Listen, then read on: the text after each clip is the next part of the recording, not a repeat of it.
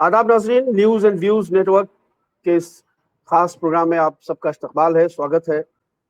सुबह की चाय के साथ हम लोग कल जो हुआ और जिस पर वेस्टर्न मीडिया ने अलग पहलू से खबरें चलाई और भारत का जो गोदी मीडिया है वो अलग पहलू से खबरें चलाता रहा, वो सूचनाएं प्रसारित करता रहा। लेकिन हम लोग कोशिश करेंगे कि एक जो इस हमले के पीछे जो कतर में हुआ है कल इजराइल की तरफ से, उसको लेकर के जो जो सही एनालिसिस है और समीक्षा हम उसको कह सकते हैं, वो दरअसल बैलेंस तरीके से, बल्कि क्या इसके कुछ असरात हो सकते हैं मिडिल ईस्ट की पॉलिटिक्स पर और यूरोपियन कंट्रीज पर, इन सब को लेकर के हम लोग जो है बातचीत करेंगे। हमारे साथ एनवीएन के एडिटर डॉक्टर सलीम खान साहब हैं और जनाब पाशा साहब भी हैं, हमारे दूसरे मेहमान।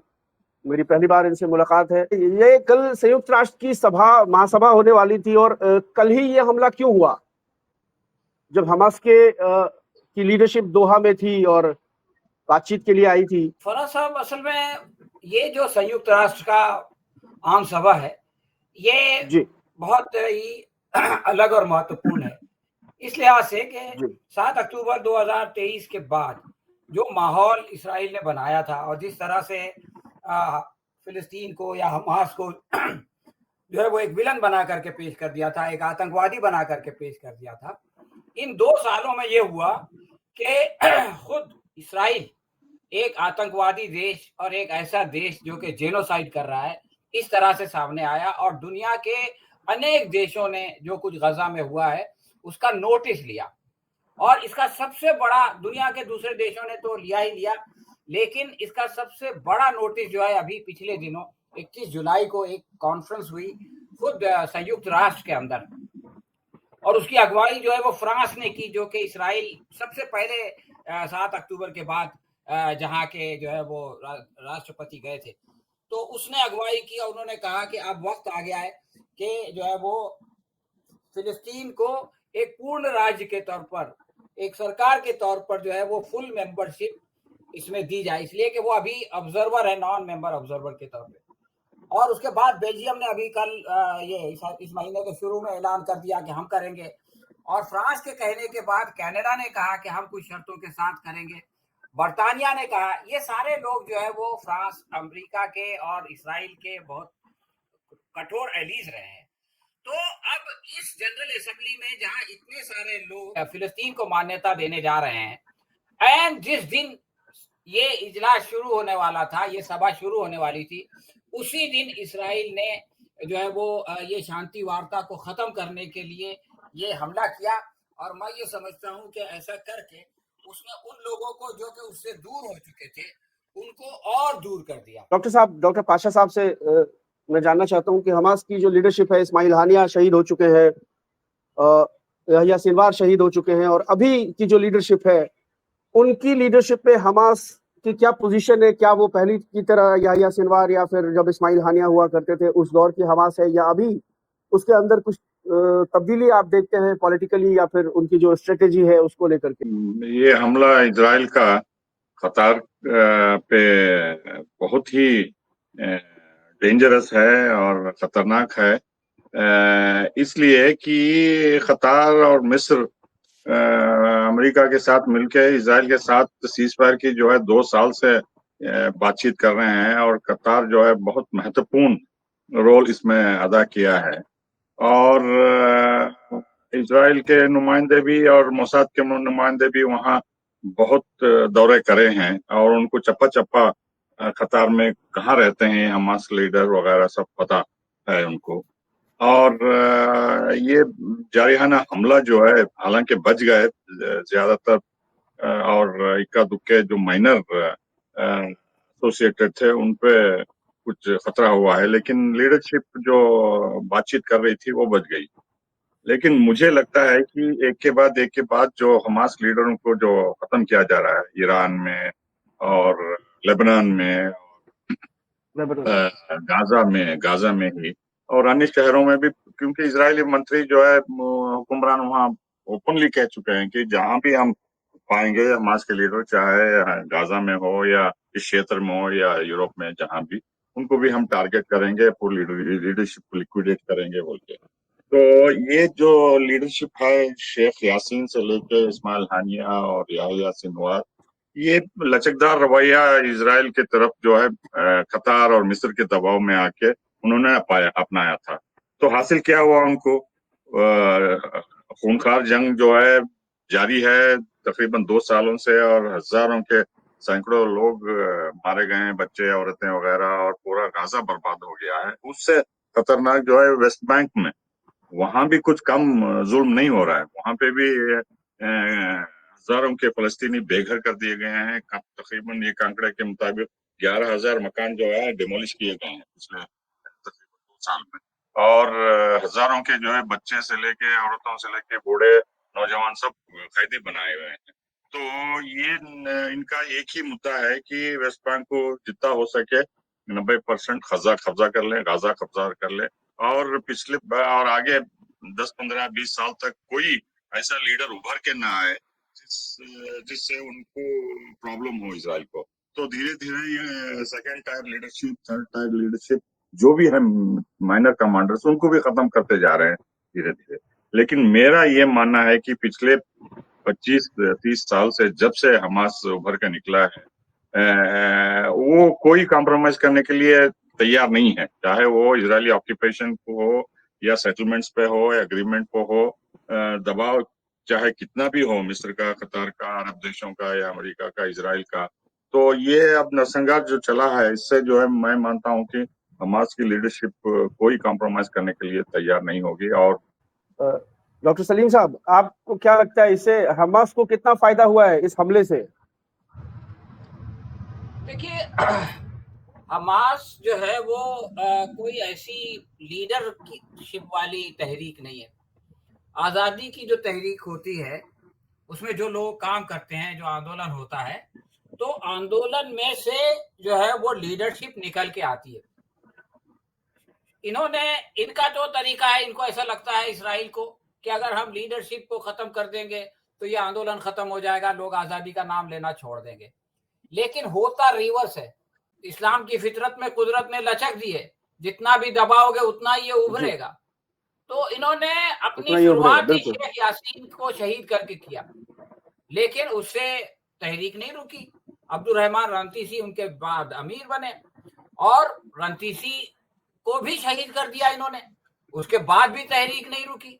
अब आप देखिए कि इस्माइल हनिया साहब को इन्होंने ईरान में शहीद किया, उसके बाद भी तहरीक नहीं रुकी। याहिया सिनवार, तो ये लोग, इनकी समझ में ये नहीं आता है कि ये एक ऑर्गेनिक लीडरशिप है। जिस वक्त वो उनके कैदी रिहा हो रहे थे, उस वक्त आपने वो तस्वीरें देखी होंगी, वो वीडियोस देखे होंगे कि जब हमास के फौजी जो है वो उनको छोड़ने के लिए आते थे, उनकी सेहत, उनका अंदाज, उनका लबो लहजा और उनके लिए उन लोगों की मोहब्बत जिन्होंने उनको अपने यहाँ अगवा करके रखा हुआ था, वो उनकी पेशानी चूम रहे हैं, वो उनकी तारीफ कर रहे हैं, वो उनके गले मिल रहे हैं। तो ये जो लीडरशिप है, ये वैसी लीडरशिप नहीं है कि जिससे लोग नफरत करते हैं। ये वो लीडरशिप है कि जिससे उसके अपने लोग भी मोहब्बत करते हैं और उसके पराये लोग जिनको उन्होंने अगवा किया था वो भी मोहब्बत करते हैं। तो ऐसी लीडरशिप में आप जो है चंद लोगों को जो है वो शहीद कर दो और ये उम्मीद करो कि वो तहरीक खत्म हो जाएगी, ऐसा नहीं होगा। आज तक इन्होंने कहा था तो एक आध हफ्ते में ये जो है वो हमास को खत्म करने के इरादे से गए थे। अब 2 साल होने वाले हैं, अभी तक ये जो है वो अपने कैदियों को नहीं छुड़ा सके अपनी ताकत के बलबूते पर। जो भी छूटे हैं वो मुआहदे की बुनियाद पर हुआ है, एग्रीमेंट की बुनियाद पे हुआ है, और जितने लोगों को हमास ने छोड़ा है उससे 10 गुना ज्यादा, 20 गुना ज्यादा लोगों को जो है वो इसराइल को छोड़ने पे मजबूर किया है। तो ये बात दुनिया देख चुकी है, और दुनिया में जहां भी लोग आजादी की तहरीक के लिए लड़ते हैं उनको आप इस तरह से खत्म नहीं कर सकते। अफगानिस्तान में इतना कुछ कर दिया, लेकिन अमेरिका को अपना बोरिया बिस्तरा उठा के भागना पड़ा, इतनी बड़ी दुनिया की ताकत थी। तो आपने मार दिया, उसामा को मार दिया, इसको मार दिया, उसको मार दिया, लेकिन उससे बात नहीं बनती है। वियतनाम से उठ के भाग के आना पड़ा। तो ये जो इनकी सोच है कि हम लीडर्स को जो है वो टारगेट कर देंगे, लिक्विडेट कर देंगे तो हम जीत जाएंगे, ये इनकी गलत सोच है। ये आज़ादी की जंग है और ये उस वक्त तक जारी रहेगी जब तक कि गुलामी रहेगी और जब तक कि आज़ादी नहीं आएगी। डॉक्टर पाशा साहब, मैं ये असल में जानना चाहता हूँ आपसे कि ये फ्रांस और कनाडा जैसे जो वेस्टर्न मुल्क हैं, अभी वो फलस्तीन को एक स्वाधीन राष्ट्र के रूप में, एक इंडिपेंडेंट नेशन के रूप में जो लेजिटिमाइज करने वाले हैं, इससे क्या उस पर उनके उस नजरिए पे कोई फर्क पड़ने वाला है, या उनके इरादों पर कोई फर्क पड़ने वाला है जो हमास पे कल हमला हुआ है?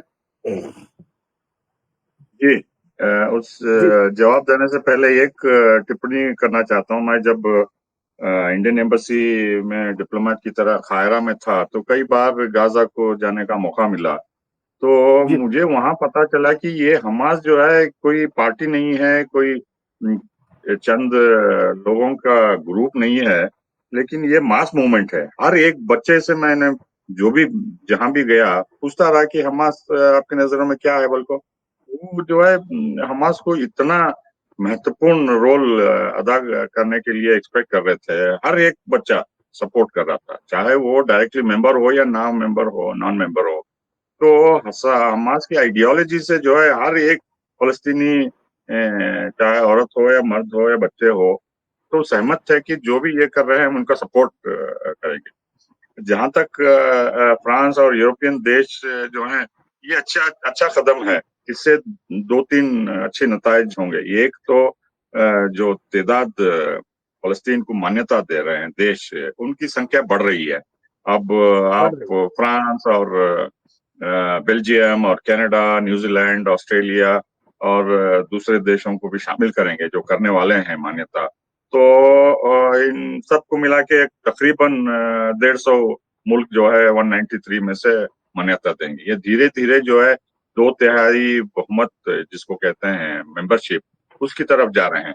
उससे जो अमेरिका का वीटो है, पिछले 2 साल से जो है कई मुल्क सिक्योरिटी काउंसिल में फलस्तीन को मान्यता देने की जो प्रस्ताव लाया था, अमेरिका ने वीटो कर दिया। वो चाहे अल्जीरिया का हो, अरब लीग का हो या दूसरे देशों का हो।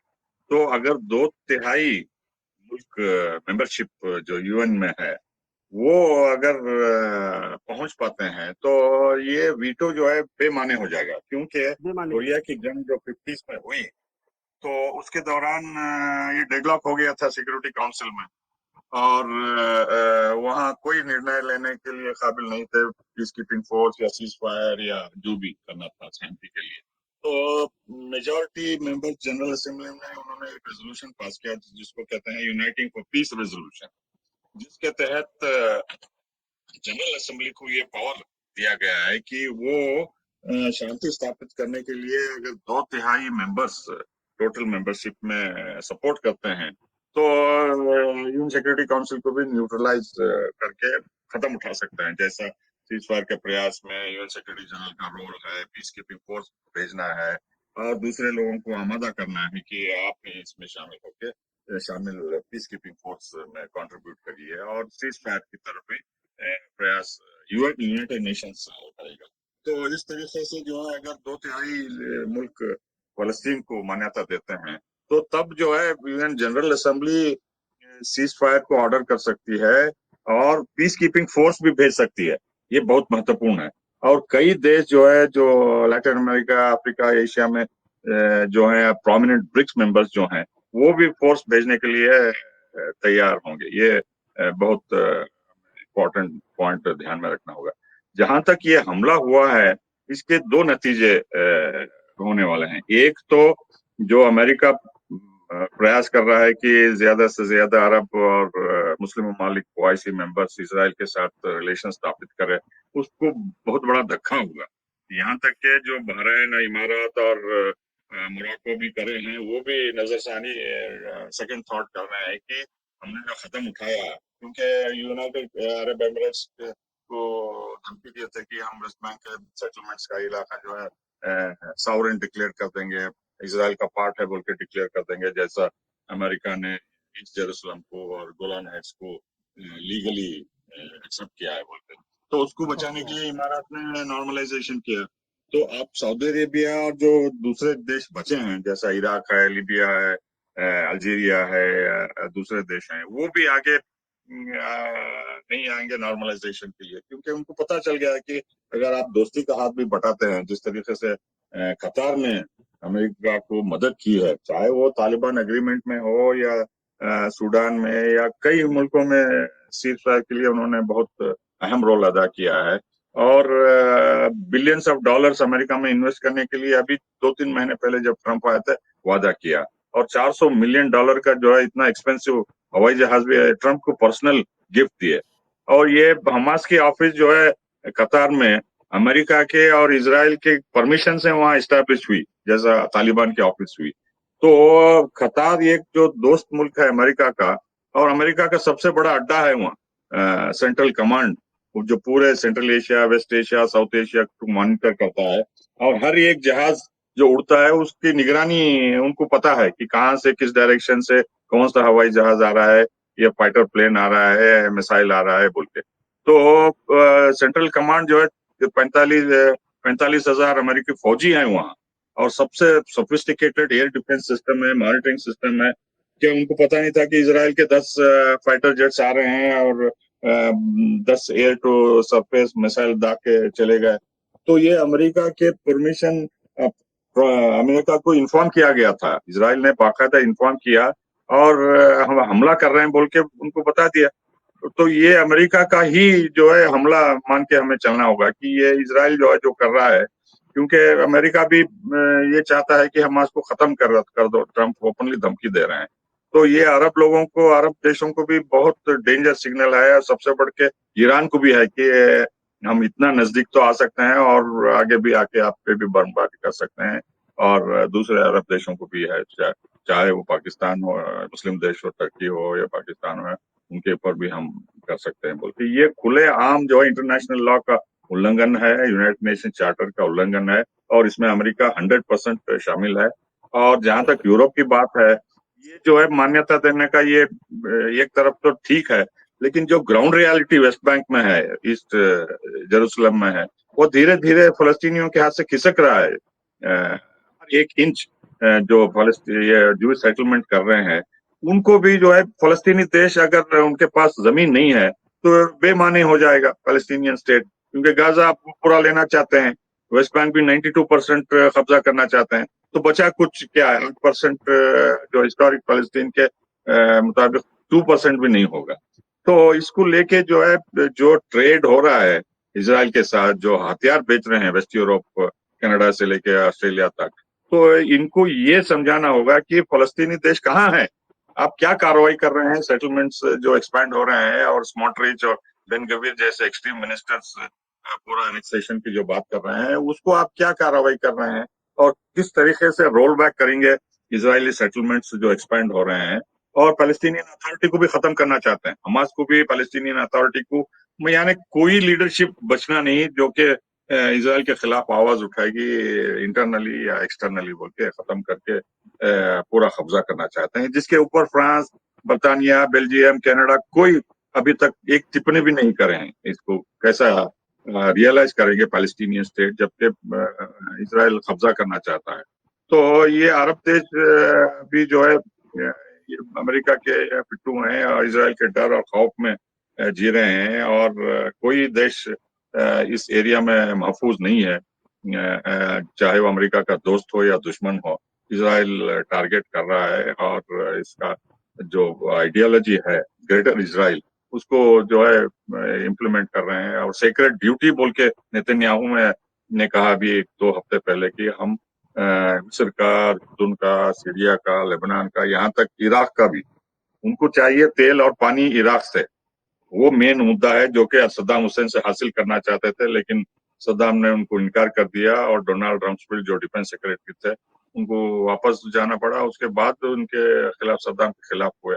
तो अभी भी वही उनका इरादा है कि पूरे अपना तसल्लुत इस इलाके में कायम करे और तेल और पानी जो है वहां तक इजराइल को पहुंच जाए। सलीम साहब, एक आखिरी सवाल आपसे, ये बार बार खबरें आती रहती हैं, हालांकि देखिए मीडिया पर तो उनका कंट्रोल है, वेस्टर्न मीडिया पर उनका कंट्रोल है, और मैं अपने मुल्क की मीडिया की तो खैर कोई बात ही नहीं करूंगा।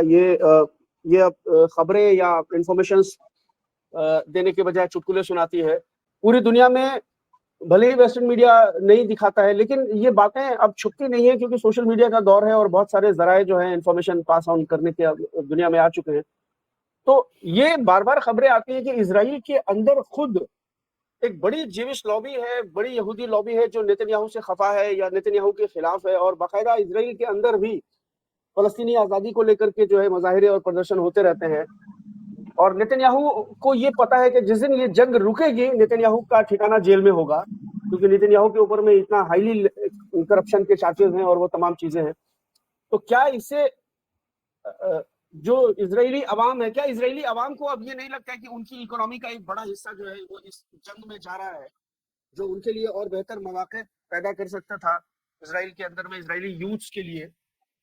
तो इसको लेकर के इजराइल के अवाम के अंदर संतोष या फिर जो एक होता है गुस्सा, वो आप देखते हैं कि नहीं देखते? इसराइल में बड़े बड़े एजिटेशंस हुए हैं और वो जो है वो नेतन्याहू के खिलाफ हुए, लेकिन अभी पिछले हफ्ते भी बहुत बड़ा एजिटेशन हुआ, लेकिन वहां पे ज्यादातर लोग जो है वो ये डिमांड करते हैं कि ये जंग रोको और हमारे जो लोग अभी तक कैद में हैं, यानी चाहे जिंदा है या उनकी लाशें हैं जो भी है, उनको वापस लाओ। तो इसराइल के अंदर एक सबसे बड़ी बेचैनी इस बात को लेकर के है कि इन 2 सालों में हमारी जो सरकार है, जिसके पीछे अमेरिका का दरबार है, वो जो है अपने लोगों को वापस नहीं ला सकी। तो ये एक बहुत बड़ा, सबसे बड़ा बेचैनी का सबब है। इसके अलावा कुछ लोग ऐसे भी हैं, यकीनन है, कि जो जैसे ये जो ज़ायनिस्ट है, ये ऐसे ही है जैसे संघ परिवार है। तो सारे हिंदू जो है वो संघ परिवार का हिस्सा नहीं है, इसी तरह हर यहूदी जो है वो ज़ायनिस्ट मूवमेंट का हिस्सा नहीं है। बिल्कुल बिल्कुल। बहुत सारे यहूदी ऐसे हैं जो कि ज़ायनिज्म के खिलाफ हैं और वो दुनिया भर में इनके खिलाफ जो है वो मुजाहरा करते हैं और उनके खिलाफ जो है वो अपना आंदोलन चलाते हैं। तो ऐसे लोग इसराइल के अंदर भी हैं और कुछ लोग ये भी इस नतीजे पे पहुंचे हैं जो आपने कहा था कि इसराइल नेतन्याहू अपने आप को जेल जाने से बचाने के लिए इस जंग को जारी रखना चाहता है। वो बातचीत करके अपने कैदियों को नहीं छुड़ाना चाहता, इसलिए कि अगर जंग बंद हो जाएगी तो उसको जेल जाना पड़ेगा। लेकिन इसका एक और भी एंगल है।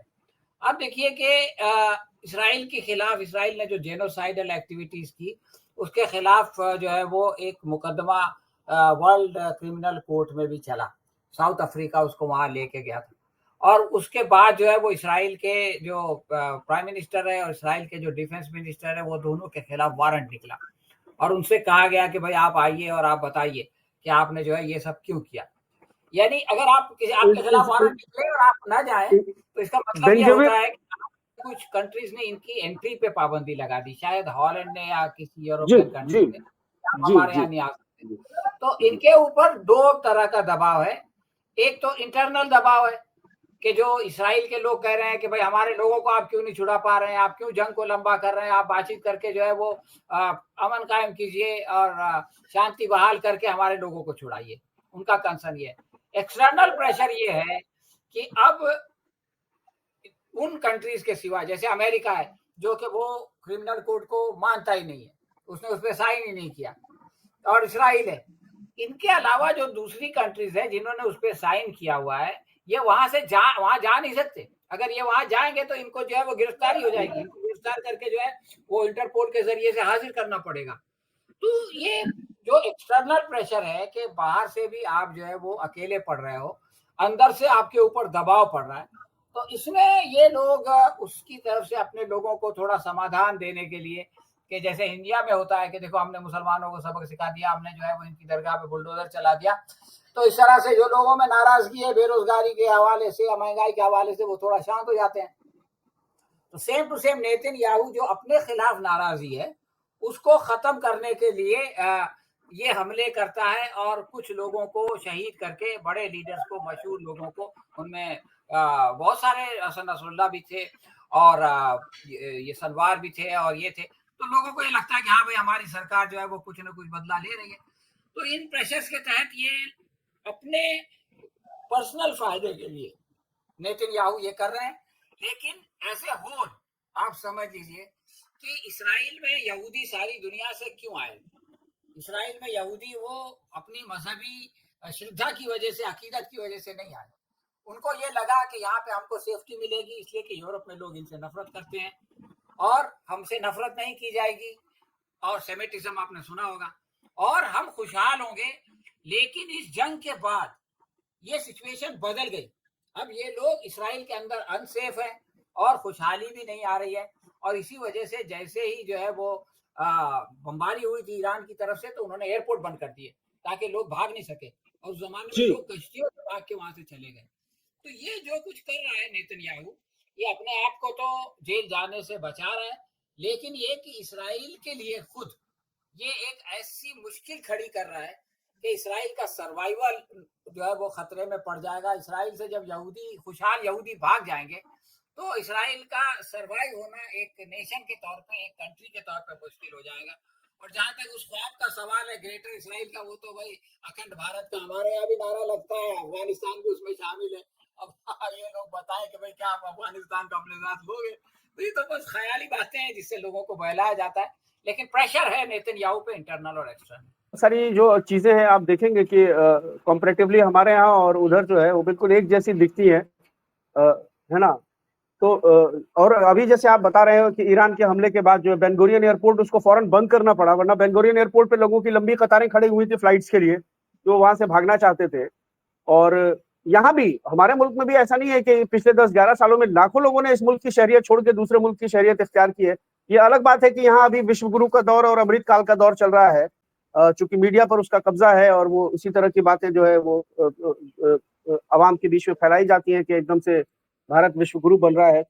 और आपने बिल्कुल सही कहा कि जब जब वो बैकफुट पर होते हैं, जब जब उनके खिलाफ दुनिया में माहौल बनता है, वो अपने खिलाफ दुनिया में बनने वाले माहौल को अपनी आवाम की नजरों से बचाने के लिए कुछ से कुछ प्लान करते रहते हैं। ये जो अभी आप कह रहे थे कि उनके कई मिनिस्टर्स जो है, चाहे वो बेन-ग्विर हो या उसका फाइनेंस मिनिस्टर जो है बेन स्ट्रिच, उसका जो क्या नाम है, इन सब की जो है इन सब की एंट्री को दुनिया के बहुत सारे मुल्कों ने बैन किया। और ये खबर जो है अवाम तक पहुंचे इससे पहले उन्होंने ईरान पर हमला कर दिया और कहा कि ईरान में न्यूक्लियर प्लांट्स हैं, हम उस पर हमला कर रहे हैं। ये उसी दौर की बात है जब ये खबर जो है मंजर आम पर आई थी। तो बहरहाल आज की बातचीत को हम लोग यहीं खत्म करते हैं। आप दोनों मेहमानों का बहुत बहुत शुक्रिया, आपने वक्त निकाला न्यूज एंड व्यूज नेटवर्क के लिए, डॉक्टर सलीम साहब और पाशा साहब आपका भी। और इंशाल्लाह फिर हम लोग किसी मौजू पर बातचीत करेंगे। तमाम जो हमारे जो दर्शक है उनका भी बहुत बहुत शुक्रिया। आप इस वीडियो को देखिए, आगे बढ़ाइए, अपने दोस्तों में, अपने रिश्तेदारों में शेयर कीजिए, व्हाट्सएप ग्रुप्स में शेयर कीजिए।